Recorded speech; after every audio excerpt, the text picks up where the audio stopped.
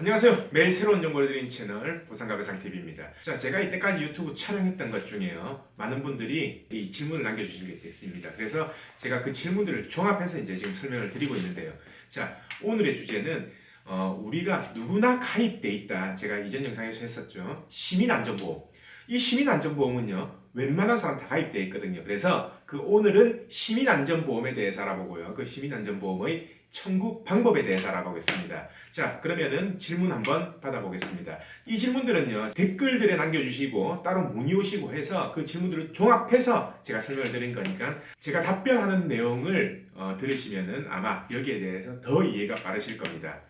네, 질문하겠습니다. 이거 진짜 모르는 사람들이 많은 것 같아요. 네네네. 이 시민안전보험이라는 게 네. 모르는 사람들이 많은데 이게 우리나라 사람 거의 대부분이 이제 가입되어 있는 걸로 아는데요. 이게 정말인가요? 네네.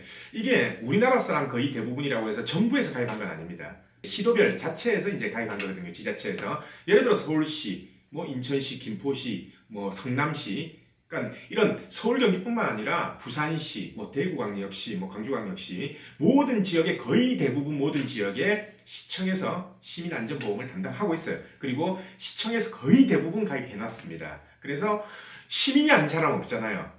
네, 그렇기 때문에 시민이라면 누구나 혜택을 볼 수 있는 보험이 공짜로 혜택을 볼 수 있는 보험이 시민안전보험이라는 거죠.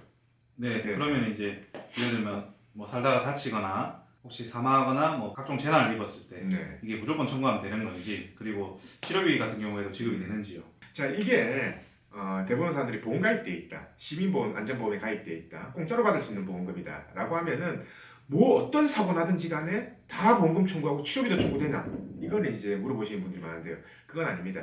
시민안전보험에서는 담보하는 몇 가지가 있어요. 그 몇 가지 사항만 이게 이제 우리가 나중에 사고를 당했을 때 보상을 받을 수 있는 거고, 그 보상하는 사고가 뭐냐면요, 자연재해, 산사태, 화재 등으로 인해서 사망을 한 경우, 그리고 후유장애가 발생한 경우, 이때는 청구할 수 있습니다. 자, 그러면은 치료비가 발생한 경우는 어떠냐? 치료비는 되는 시도 있고 안 되는 시도 있는데, 제가 확인했을 때는 거의 대부분의 시는 치료비는 안 돼요. 네, 그래서 결국 이렇게 아시면 돼요. 사망하거나 후유장애가 발생했을 때 그 한도만큼 받을 수 있다. 그리고 그냥 사망하거나 후유장애가 발생했을 때가 아니라 자연재해 등으로 사망이나 후유장애 발생했을 때, 이때는 거의 대부분 보상을 받을 수 있고요. 그리고 그것뿐만 아니라 우리가 대중교통, 그러니까 대중교통이라고 하면요, 지하철, 버스, 비행기, 뭐 택시 다 포함입니다. 기차도 포함이고요. 그러면 우리 시에서만 다쳐야 되냐? 그건 아니에요. 내가 서울 시민이라고 하더라도 부산에 가서 다쳐도 서울시에서 시민안전보험에서 혜택이 가능하다는 거죠. 그래서 아까 말했던 자연재해나 화재, 폭발 등에 인한 사고로 사망이나 후유장애 발생했을 때, 아니면 대중교통 이용 시 사망이나 후유장애가 발생했을 때 청구하면은 받을 수 있는 보험이다 라고 이렇게 이해하시는 게 빠르실 겁니다. 네, 잘 알아봐야 되겠습니다. 네네. 예, 그렇다면은 제가 궁금한 게, 이게 사망했을 때 사망진단서를 들고 가가지고 시청이나 구청에 이제 문의하면 될 것 같고, 네네. 만약에 이제 뭐 장애가 남았다 이런 사고를 입었을 때는 어떤 장애 진단을 받아야 되나요? 일반적인 이런 뭐 국가 장애인 네네. 이런 장애 진단인가요? 자, 사망했을 때는 당연히 사망진단서, 그리고 뭐 경찰에 신고됐거나 아니면은 일부 출동했거나 아니면 병원 기록이라든지 이런 부분, 우리가 일반적인 보험사 있죠, 생명보험사, 손해보험사, 거기에 청구하는 서류하고 똑같습니다. 이 시민안전보험도 일반 보험사에 들어가 있거든요. 시에서 일정의 보험료를 내고요, 특정한 보험사를 지정해서 그 보험사에 가입을 하는 거예요. 그렇기 때문에 일반적으로 우리가 가지고 있는 이제 개인보험, 생명보험이나 손해보험, 거기에 청구하는 서류하고 똑같다 보시면 되죠. 당연히 후유장애 진단서도요, AMA 방식의 진단서, 그러니까 일반적으로 내가 가입하고 있는 보험, 거기에서 제출하는 후유장애 진단서하고 똑같다라고 생각하시면 됩니다.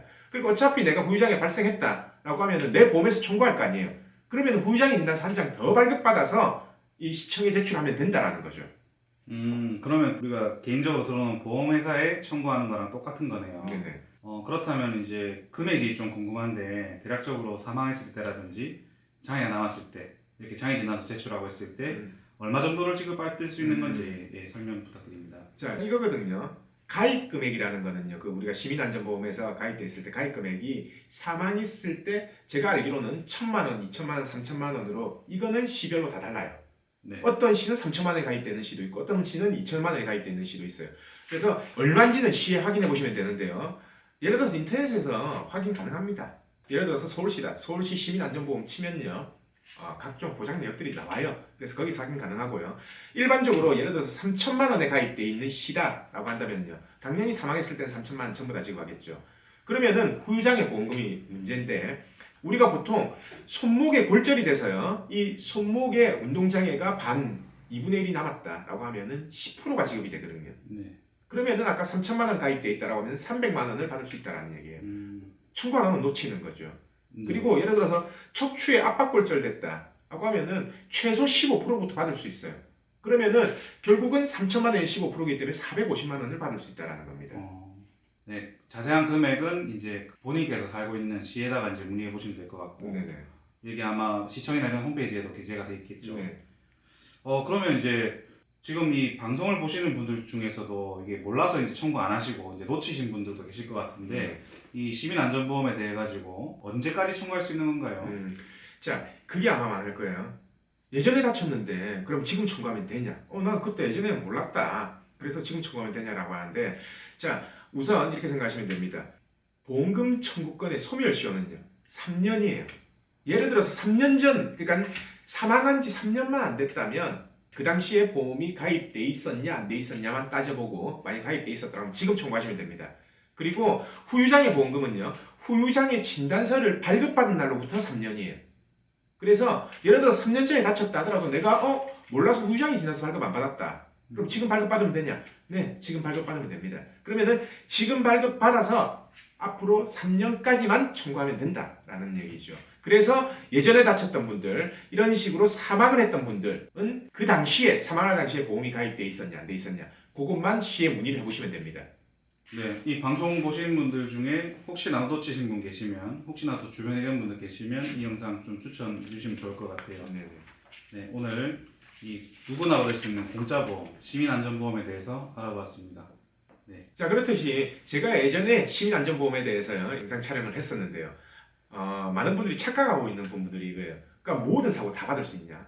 그래서 제가 그 질문에 대해서 답변을 드렸고요. 언제까지 청구할 수 있냐? 그리고 장애 진단을 청구하려면 어떤 장애 진단서를 받아야 되냐? 그러면 과연 금액이 얼만큼 나오냐?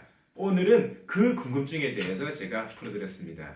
내일도요 새로운 주제로 질문들을 받아보도록 하겠습니다. 자, 오늘 방송은 여기까지 하고요. 내일도 새로운 주제를 가지고 오겠습니다. 오늘 방송 끝까지 봐주신 구독자분들 감사드립니다.